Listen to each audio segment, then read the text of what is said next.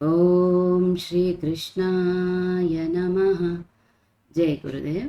వసుదేవసుతం దేవం కంసచాణూరమర్దనం దేవకీ పరమానందం కృష్ణం వందే జగద్గురుం. అతసీ పుష్పసంకాశం हारनूपुरशोभितं रत्नकङ्कणकेयूरं कृष्णं वन्दे जगद्गुरुम्.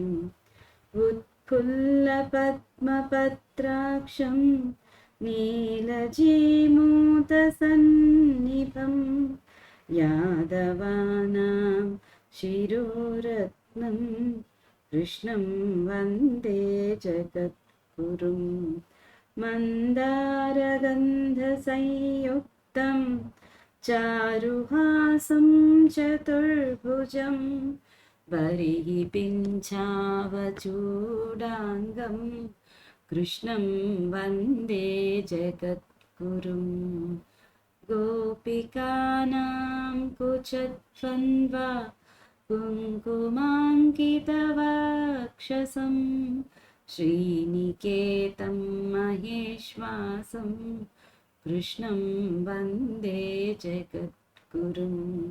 रुक्मिणीकेलिसंयुक्तं पीताम्बरसुशोभितम् अवाप्ततुलसीगन्धं कृष्णं वन्दे जगद्गुरुं. श्रीवत्साङ्कं महोरस्कं वनमालाविराजितं शङ्खचक्रधरं देवं कृष्णं वन्दे जगद्गुरुं. कृष्णाष्टकमिदं पुण्यं प्रातरुत्थाय यः पठेत् कोटिजन्मकृतं पापं स्मरणेन विनश्यति. జై గురుదేవ్ అండి అందరికీ. ఈరోజు మనం శ్రీమదాంధ్ర మహాభారతంలో ఆది పర్వంలో ప్రథమాశ్వాసంలో ఉన్నాము. ఇక్కడ ఇప్పుడు మనం ఆది పర్వం ప్రథమాశ్వాసం 10వ భాగంలోకి వచ్చాము.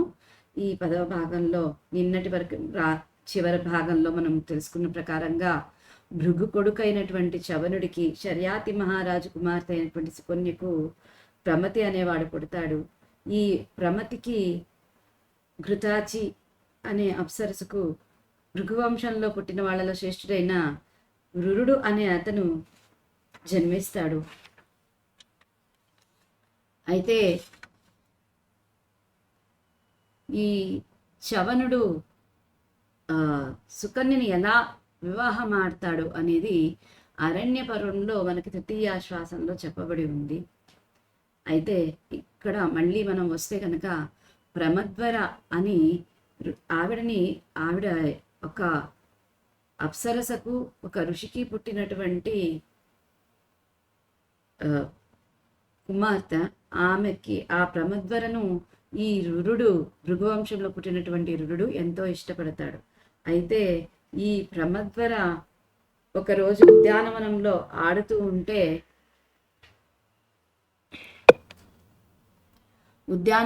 ఆడుకుంటూ ఉంటే ఆవిడని ఒక సర్పం వచ్చి కాటేస్తుంది.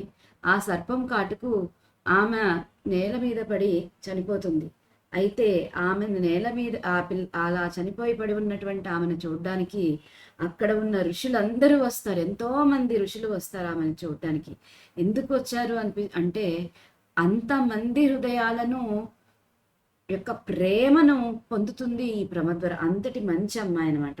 ఆ అమ్మాయి అలా అయిపోయేటప్పటికీ ఒక పక్క రురుడు ఆమెను చూడలేక అరణ్యానికి ఒంటరిగా వెళ్ళిపోతాడనమాట. ఇక ముందు ఏం జరుగుతుందో చూద్దాం.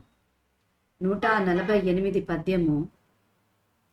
అలయకయేన దేవయజనాధ్యయన వ్రత పుణ్యకర్మముల్ సలుపుదునేని ఏన గురు సద్విజ భక్తుడనేని ఏన యత్యలఘు తపస్వినేని దివిజాధిప భూసురులార మన్మనో నిలయకు నీ ప్రమద్వరకు నిర్విషమయ్యడు నేడు మీదయన్.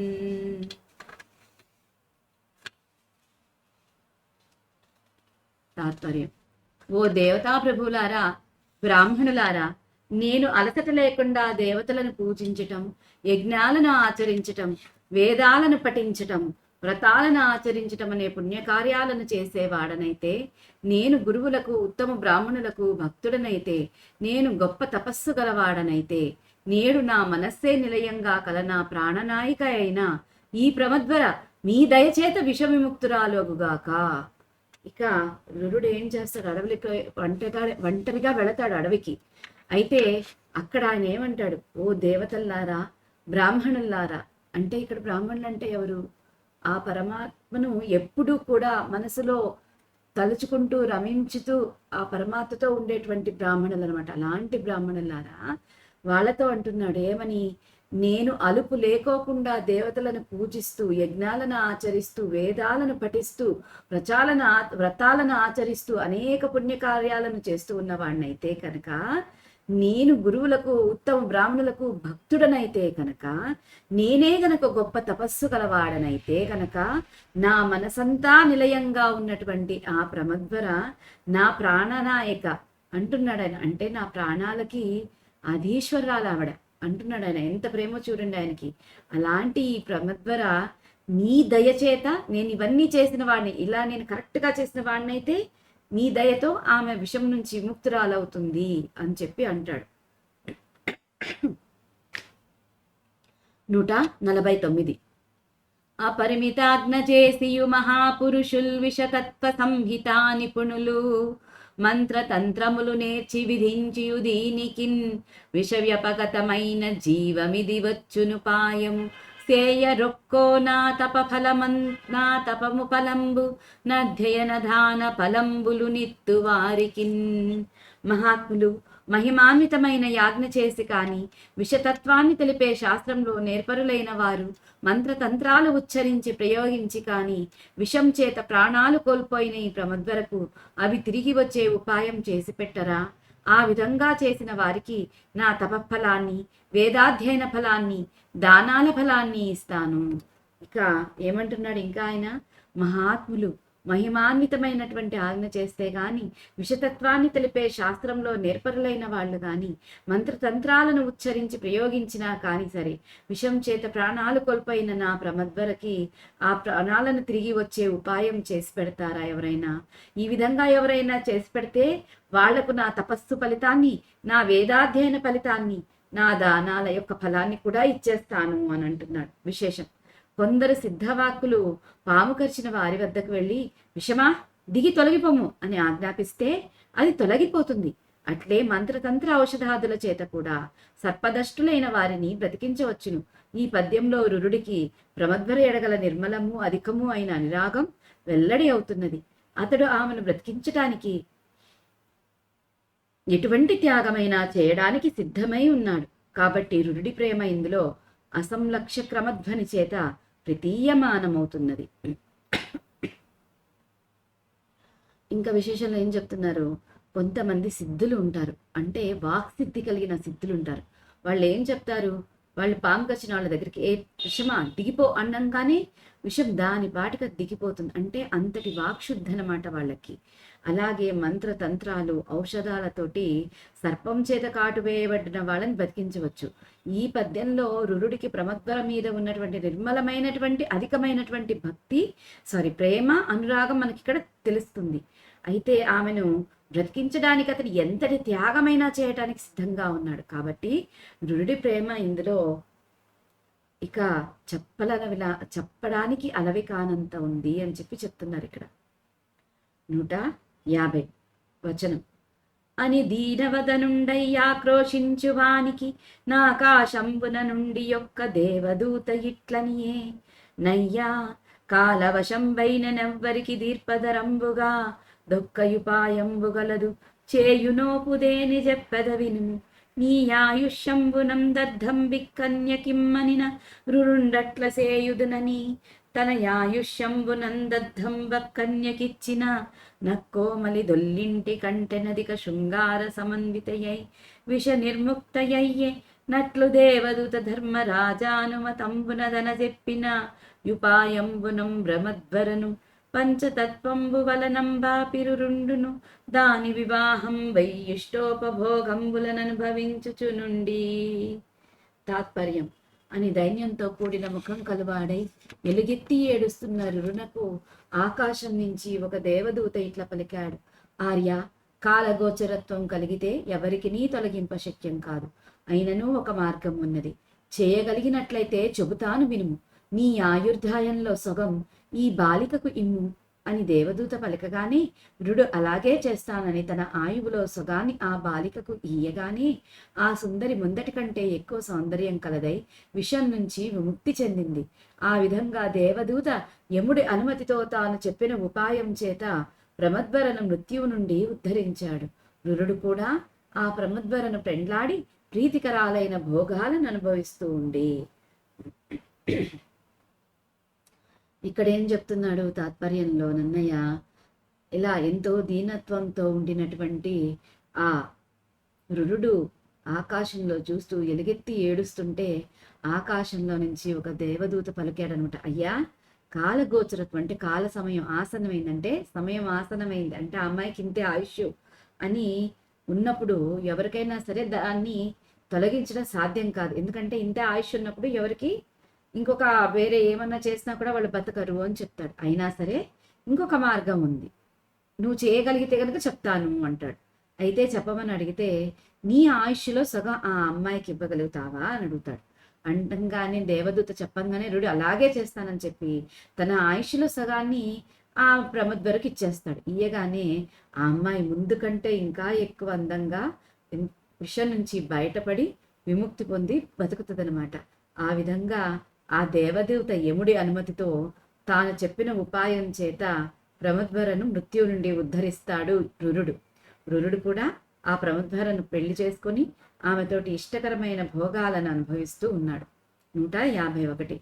తన సతి కపకారము చేసిన పాముల కలిగి బాధ సేయుదునని చిక్కని దండముగొని పాముల గనినప్పుడు ఎడువ దొడిగ గహనములోనన్. తన భార్యకు హాని చేసిన పాములపై కోపించి వాటికి బాధ కలిగిస్తానని రురుడు దిట్టమైన కర్రను గ్రహించి అడవిలో పాములను చూచిన వెంటనే వాటిని కొట్టడానికి ఆరంభించాడు.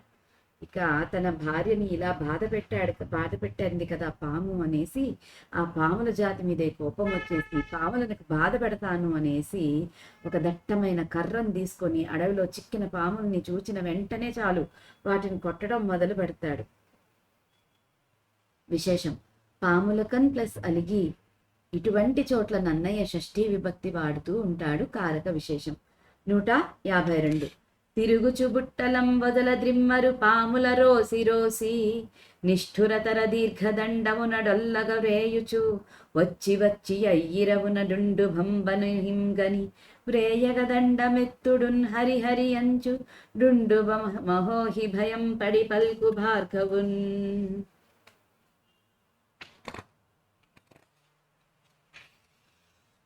రురుడు అడవిలో తిరుగుతూ పుట్టలలో పొదలలో తిరిగే పాములను వెదకి మిక్కిలి కఠినమైన పొడగాటి కర్రతో చచ్చిపడేటట్లుగా కొట్టుతూ వచ్చి ఒక చోట విషహీనమైన డుండుబ అనే పామును చూచి కొట్టటానికే కర్ర పైకెత్తగా డుండుబమనే ఆ పెద్ద పాము భయపడి హరినామాన్ని ఉచ్చరిస్తూ మృగవంశుడైన రురునితో ఈ విధంగా పలికింది.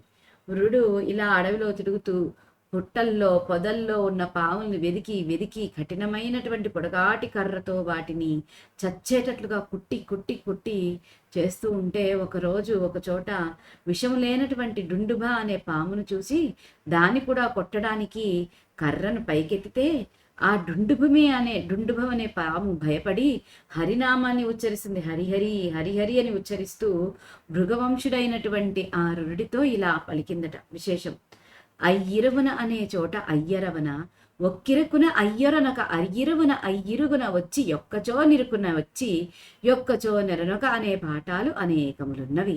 ఎడా అనే పాఠం గ్రహిస్తే రడలకు నన్నయ్య ప్రాసం అంగీకరించినట్లవుతుంది. ఇరుకున అంటే శకటరేపం ఉండాలి. రరప్రాసం కూడా నన్నయ్యకు సమ్మతం కాదు. సూర్యారాయాంధ్ర నిఘంటువులో అయ్యరన్ అవ్యసనంతో అనే అర్థం చెప్పబడింది. పాములను చంపటంకై తిరగటం కూడా ఒక వ్యసనమే. అందుచేత ఈ పాఠం ఉచితంగా కనబడుతున్నది. వ్యవహారంలో ఎరకు ఆ అర్థం ఉన్నట్లు ఇందులో సూచింపబడినది.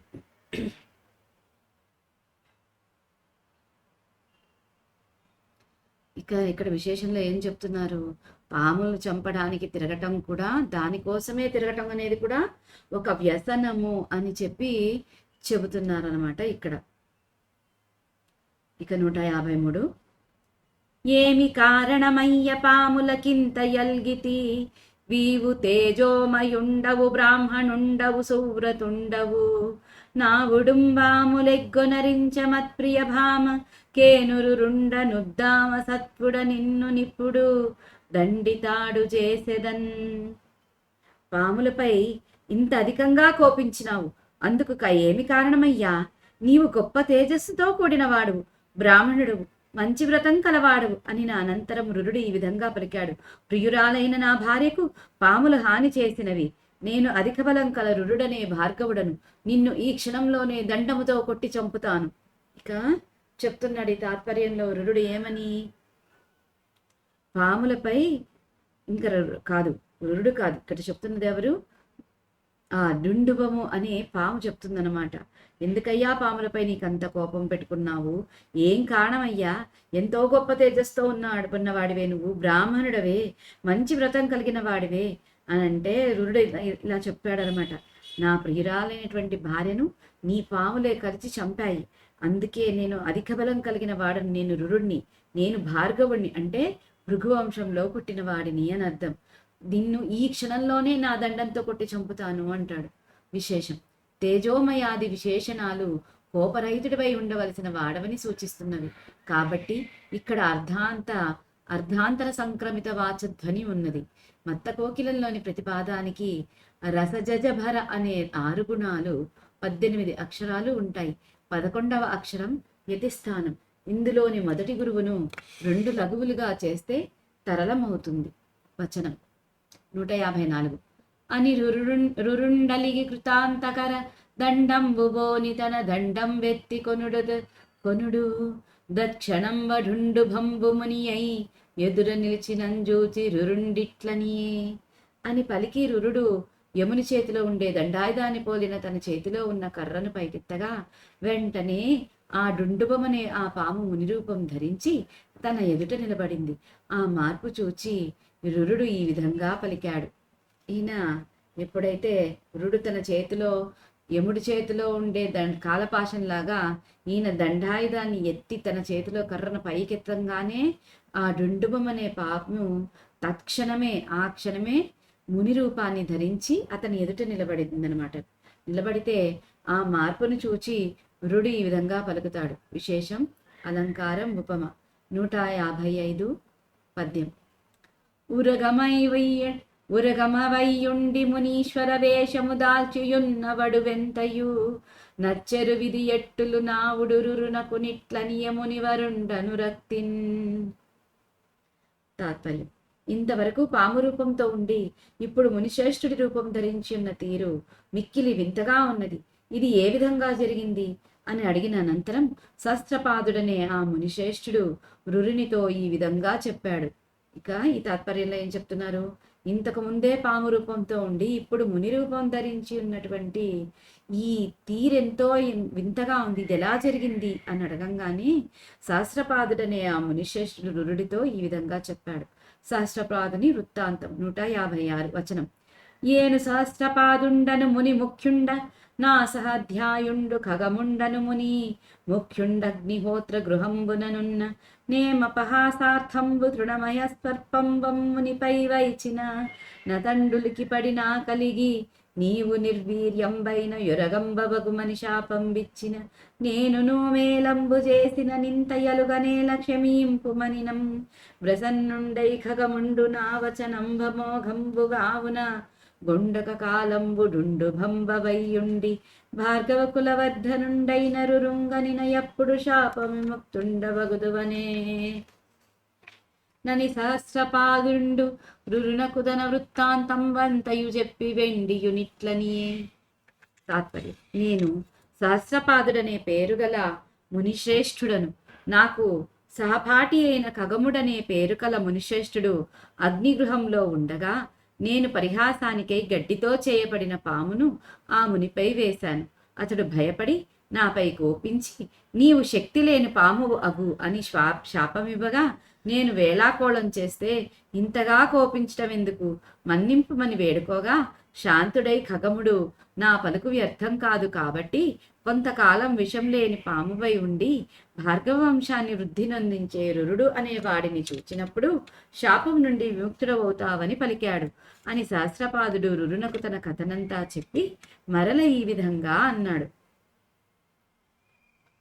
ఇక్కడ తాత్పర్యంలో చెప్తున్నారేంటి, నేను సహస్రపాదుడనే పేరుగల మునిశ్రేష్ఠునయ్యా, నాకు సహపాఠి అంటే నాతో పాటు ఉన్నటువంటి ఖగముడు అనే పేరుగల మునిశ్రేష్ఠుడు అగ్నిగృహంలో ఆయన అగ్ని కార్యాలు చేస్తుంటే ఈయన వేళాకోళానికి అని చెప్పి గడ్డితో చేసిన పాము నామునిపై వేశాడట. వేసేటప్పటికి అతడు భయపడి కోపం వచ్చి ఇక నువ్వు శక్తి లేని పాము వైపు అని శాపం ఇచ్చాడట సహస్రపాదుడికి ఖగముడు. అయితే పాపం ఖగము ఇక్కడ సహస్రపాదుని ఏదో ఖగమా, నేనేదో వేళాకోళంతో చేస్తే నువ్వు ఇంతగా కోపిస్తావా, మన్నించు అని వేడుకుంటే అప్పుడు శాంతుడై ఖగముడు అయ్యో ఎలాగూ నేను శాపం ఇచ్చాను కాబట్టి నా పలుకులు వ్యర్థం కావు, కాబట్టి కొంతకాలం విషం లేని పామువై పడి ఉండు, ఆ తర్వాత భార్గవ వంశాన్ని అంటే భృగు వంశాన్ని ఉద్ధరించేటువంటి రుడు అనేవాడిని చూచినప్పుడు నువ్వు శాపం నుంచి విముక్తుడవవుతావు అని పలికాడు అని సహస్రపాదుడు రురుడికి తన వృత్తాంతాన్నంతా చెప్పి ఈ విధంగా అన్నాడు. విశేషం: సహస్రపాదునికి శాపమిచ్చిన సహాధ్యాయుడి పేరు ఖగముకుడుగా వావిళ్ల ప్రతిలో ఉన్నది. 157. భూనుత కీర్తి బ్రాహ్మణుడు పుట్టుడు దోడన పుట్టునుత్తమ జ్ఞానము సర్వభూతహిత సంహిత బుద్ధియుజిత్త శాంతియున్ మానమద ప్రహాణము సమత్వము సంతత వేద విద్యనుష్ఠానము సత్యవాక్యము దృఢవ్రతము కరుణాపరత్వమున్. తాత్పర్యం: భుజానుల చేతలు తింపబడే కీర్తిగల బ్రాహ్మణుడు పుట్టిన అనంతరం వెంటనే శ్రేష్టమైన జ్ఞానమున్ను ఎల్ల జీవుల మేలునందు స్థిరమైన బుద్ధియున్ను హృదయ శాంతియున్ను కోప గర్వ వర్జనమున్ను సమానత్వమున్ను ఎల్లప్పుడూ వేదములందు చెప్పబడిన కర్మలను అనురించటమున్ను సత్యవచనమున్ను స్థిరమైన వ్రతమున్ను దయాపరత్వమున్ను పుట్టుతాయి. ఇక్కడ ఏం చెప్తున్నాడు సహస్రపాదుడు, ఇంకా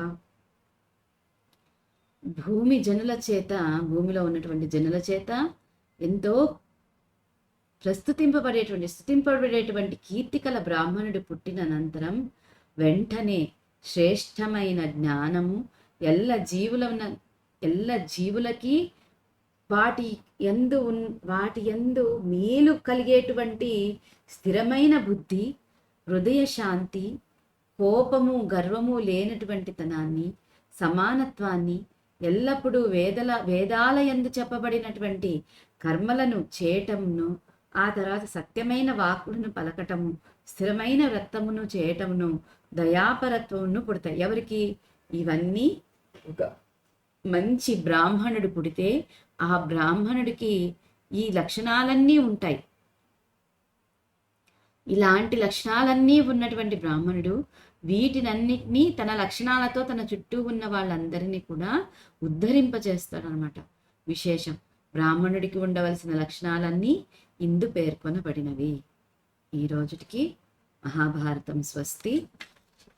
నారాయణీయం తీసుకుందామా?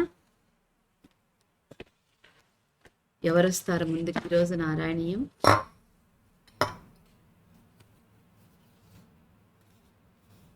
జై గురుదేవ్. ఎవరు లేరా?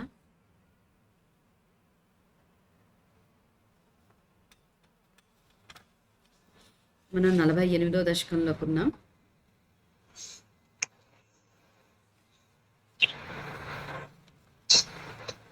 ఎవరు లేదు చదవలేదంటే నేనే చదువుతాను. అందరూ రాని వాళ్ళమే ఉన్నాం ఇక్కడ. నేను చదువుతాను. ఓకే, 3-4 శ్లోకాలు. ఓకే. సురాపగాయాం కిల తౌ మదోత్కటౌ సురాపగాయద్బహుయౌవతావృతౌ వివాససౌ కేళిపరౌ స నారదో భవత్పదైక ప్రవణో నిరైక్షత. ప్రభు, వారిద్దరూ ఒకనాడు ఎక్కువగా మద్యపానము చేసి మత్తులై దేవనది అయిన గంగానదిలో ఇష్టము వచ్చినట్లు పాటలు పాడుచు అనేక మంది యువతులతో క్రీడించుచుండరి. సదా నిన్నే కీర్తించుచు అనన్య భక్తితో ఆరాధించుచుండడి నారద మహర్షి దిగంబరులై క్రీడించుచున్న ఆ నలకూబరమణి గ్రీవులను చూచెను. ఇక చెప్తున్నాడు అనమాట నారాయణ భట్టతిరి వారు ఈ యమలార్జునోద్ధానంలో. అయితే స్వామి, వాళ్ళిద్దరు ఎవరు? ఇక్కడ ఈ గంధర్వులు ఎవరు? కుబేరుడికి 2 కుమారులు. వాళ్ళల్లో ఒకటి పేరు నలకూబడు, రెండవ వాడి పేరు మణిగ్రీవుడు. వీళ్ళిద్దరు కూడా శంకరుడి భక్తులు అనమాట. బాగా భక్తితోటి గర్వం ఎక్కువైపోయి వీళ్ళు ఒకరోజు ఏం చేస్తారు, బాగా మద్యపానం చేసి మత్తులైపోయి దేవనది గంగానదిలో ఇష్టం వచ్చినట్లు స్నానం ఆడుతూ పాటలు పాడుతూ దిగంబరంగా ఉండి యువతులతో ఆట ఆడుతున్నారనమాట. అయితే ఎప్పుడూ నిన్నే సదా కీర్తిస్తూ అనన్య భక్తితో ఆరాధించేటువంటి నారద మహర్షి అక్కడ వెళుతూ ఉంటే ఆ దిగంబరులై బట్టలు లేకోకుండా ఆడుతూ ఆ నీళ్ళల్లో ఆడుతున్నట్టు నలకూబర మణిగ్రీవులను చూస్తాడు.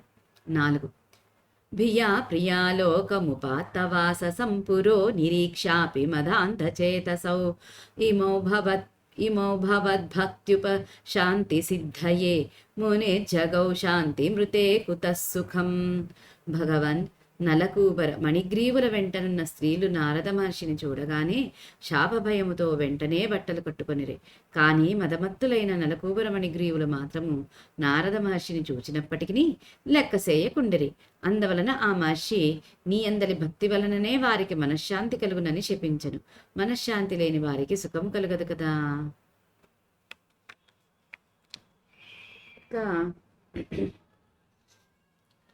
వాళ్ళిద్దరూ ఈ నలకూబుడు మణిగ్రీవులు వాళ్ళిద్దరు ఆట ఆడుతున్నారు. వాళ్ళ చుట్టూ ఉన్నటువంటి ఆ యువతులందరూ కూడా నారద మహర్షిని చూడగానే గౌరవంతో దబదబా వాళ్ళు బట్టలు చుట్టేసుకుంటారు.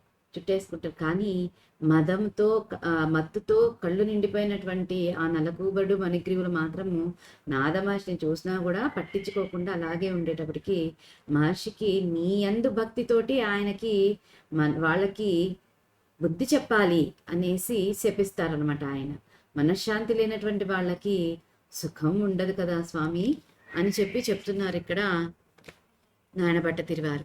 ఈ రోజుకి ఇంతటితో స్వస్తి. ఓం శ్రీకృష్ణాయ నమః. జై గురుదేవ్.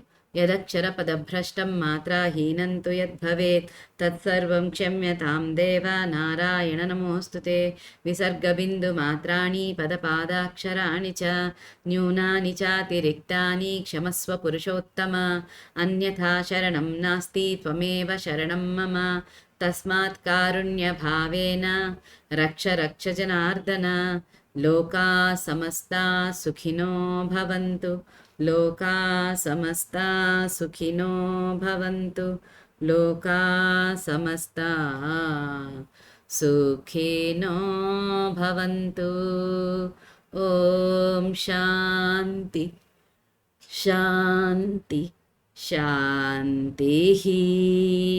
సర్వం శ్రీ శ్రీ సద్గురు చరణారవిందార్పణమస్తు. జై గురుదేవ్.